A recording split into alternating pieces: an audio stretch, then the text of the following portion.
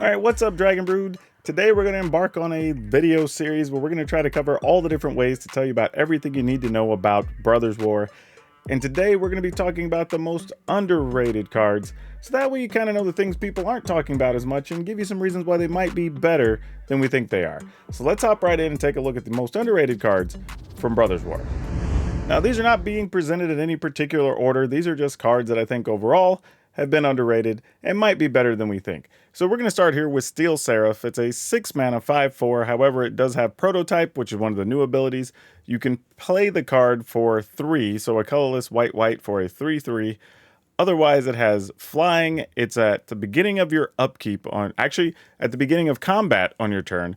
Target creature you control gains your choice of Flying, Vigilance, or Lifelink until end of turn. Now, the reason I think this card is underrated is that it actually fits into aggro decks very well, and being able to give something Lifelink or Flying is going to be very big, or in creature battles, you could give your best creature Vigilance, so that way you can keep attacking and blocking and be a menace for your opponent. It is a 3/3 for 3, basically with one of these 3 abilities every turn, which isn't awful at worst. So it's actually a pretty good overall card. Now, it is just an angel, so I don't know if that fits well into any other types of decks. However, the angel decks have needed kind of one more piece, and this is one of those ones that could really work.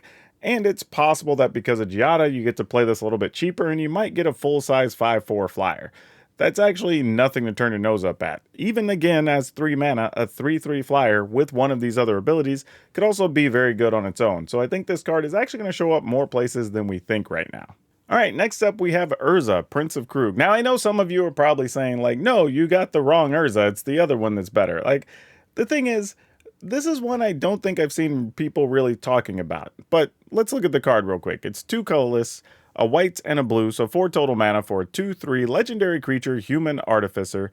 Artifact creatures you control get +2/+2. And then you could pay 6 mana, create a token that's a copy of target artifact you control, except it's also a 1/1 soldier creature in addition to its other types. Now, let me say this about the card. It's a 2/3 for 4, which isn't great, right? But that's not really what we're looking at. Being able to give all our other artifact creatures +2/+2 is very big. And partly because there are a lot of artifact creatures in this set, and we don't really know the power of Power Stones. That's kind of funny. We don't know how good they're going to be yet. And if Power Stones are good, we're going to be probably casting lots of these big artifact creatures with that, and we're going to be giving everything a bonus, which is super cool. Now, I do think there's some other things here with this 6 mana ability, because even if we don't have a ton of artifacts, just being able to turn anything into a 1/1, or actually make a copy at this 1/1, will actually be a 3/3. And you just get to do that for 6 mana. And you don't have to play it as an instant. You can do it multiple times a turn. And again, it kind of is going to come down to how well we really are able to build around Power Stones. But if Power Stones are a thing, and we're playing the creatures we think we're going to play, this card could be very good. So again, underrated for quite a few reasons, but if the right deck comes along, this card could be very good. Alright, Painful Quandary. 3 colorless, black, enchantment.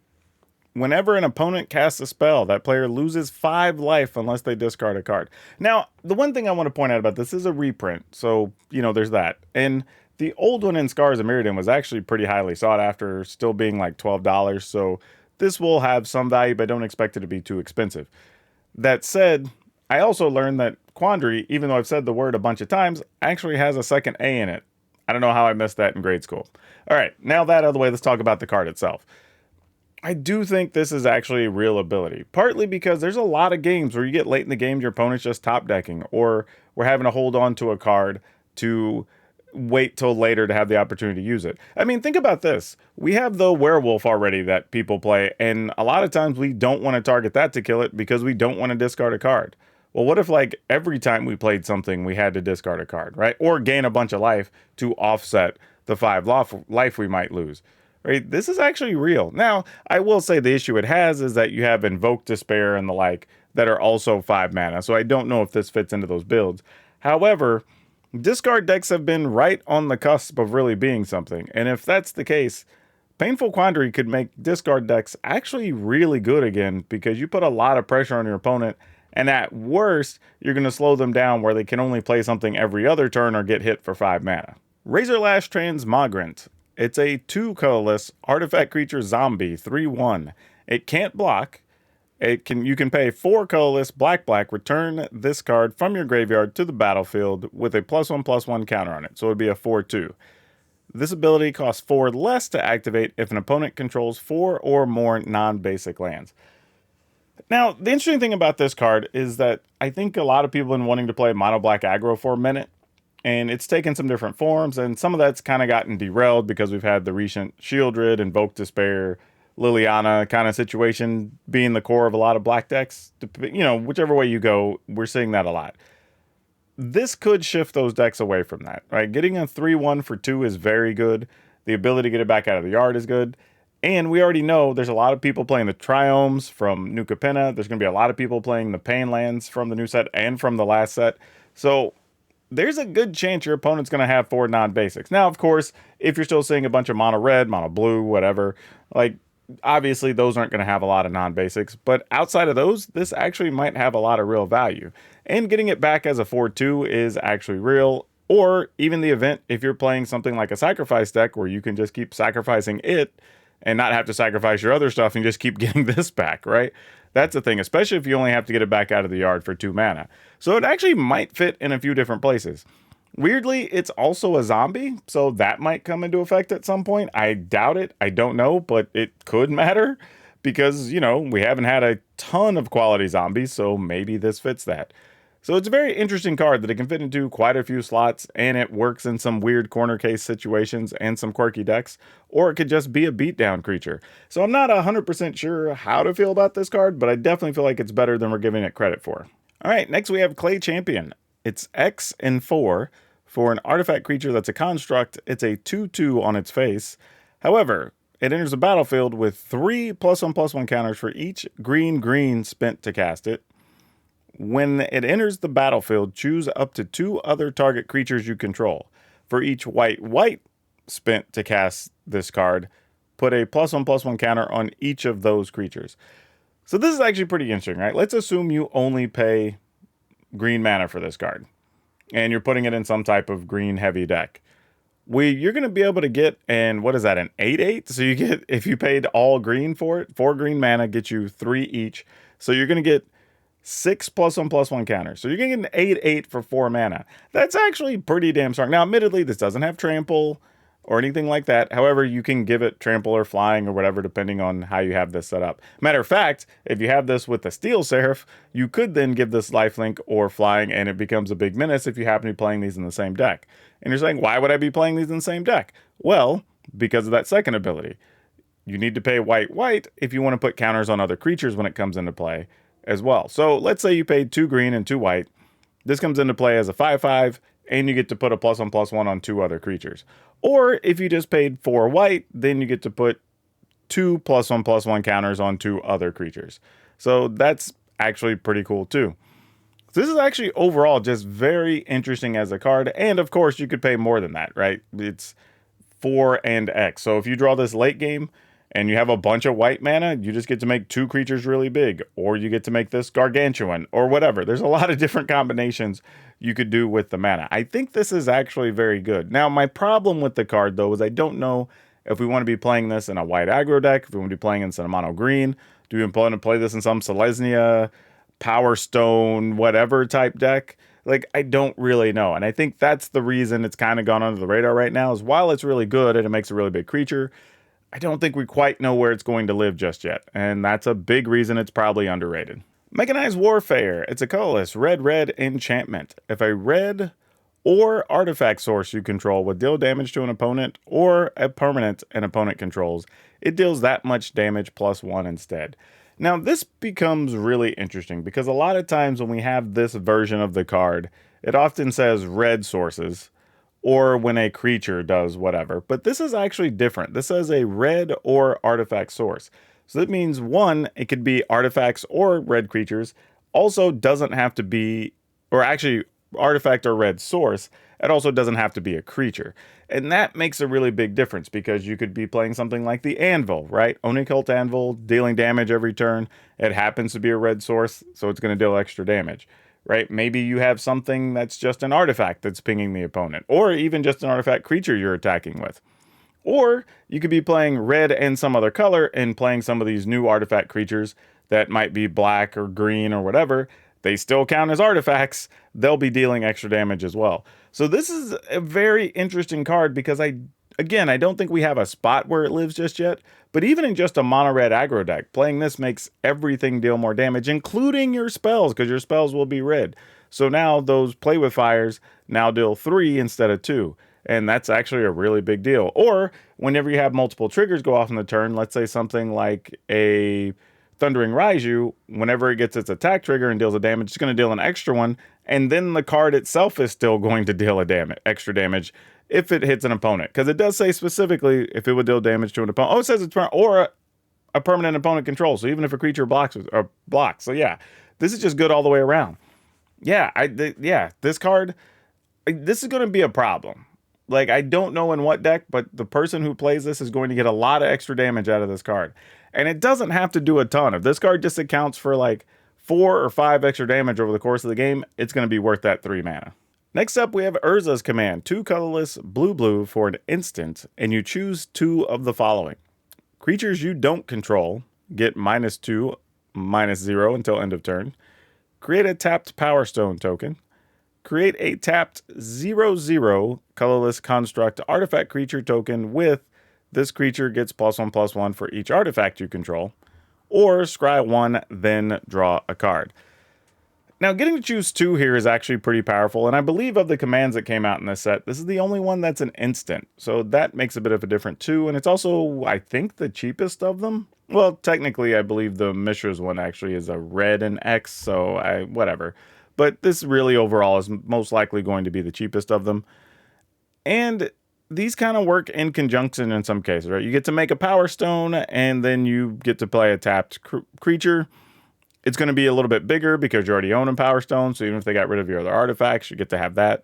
But if you are playing this in a deck that already is making Power Stones or playing other artifacts, then you're just making a sizable creature. Now, admittedly, the creatures do come into play tapped, so you don't get to like surprise block with it, but I think it's actually okay to set up the next turn.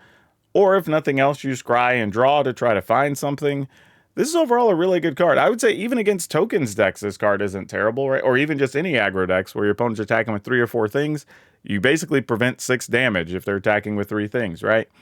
So this card does give you a lot of versatility. Now, where does this fit in some decks? I'm not totally sure because the mono blue decks don't particularly want this because of the cost, I don't think.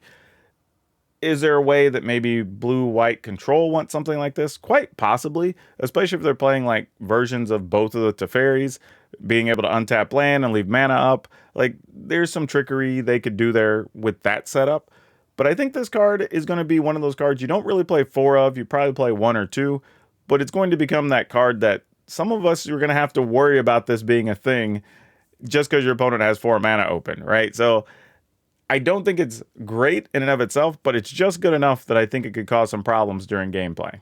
Sky Strike Officer. It's 2 colorless and a blue for a 2/3 flying human soldier.